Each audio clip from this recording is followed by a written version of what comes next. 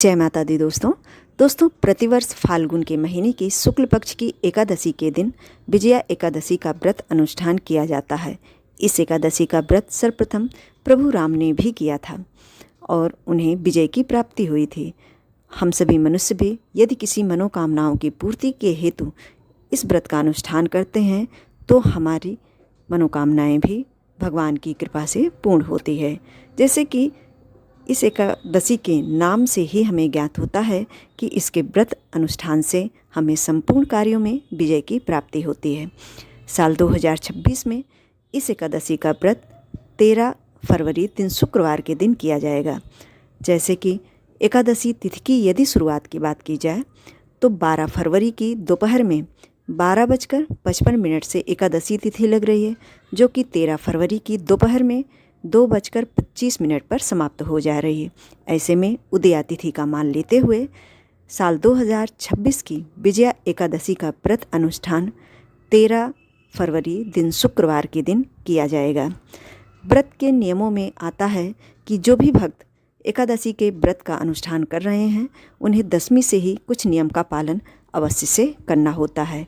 जैसे कि अल्पाहार लें, शुद्ध इस एकादशी के व्रत में कलश की स्थापना करके कलश के ऊपर भगवान विष्णु की किसी विग्रह को स्थापित करके उसका पूजन होता है।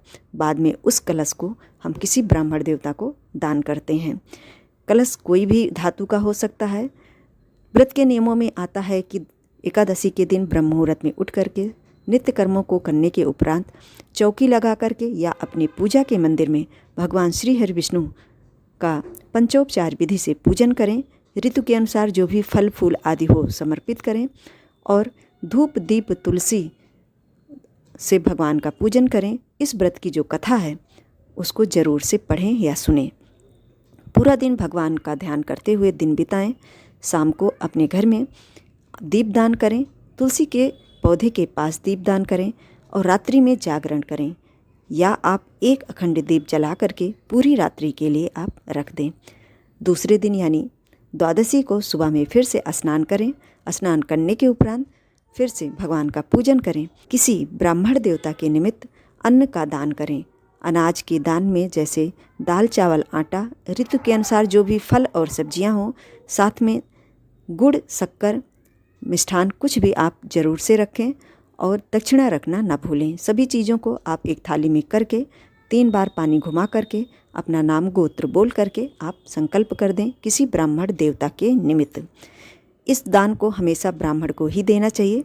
कभी भी हमें किसी अन्य ज़रूरतमंद व्यक्तियों को इस दान को नहीं देना चाहिए। चाहे पूर्णिमा का दान हो या एकादशी का हो, ये दोनों दान हमेशा ब्राह्मण के निमित्त ही श्रेष्ठ माना जाता है। तभी हमें व्रत का पूर्ण फल प्राप्त होता है। उसके बाद अपने व्रत का पारण करें।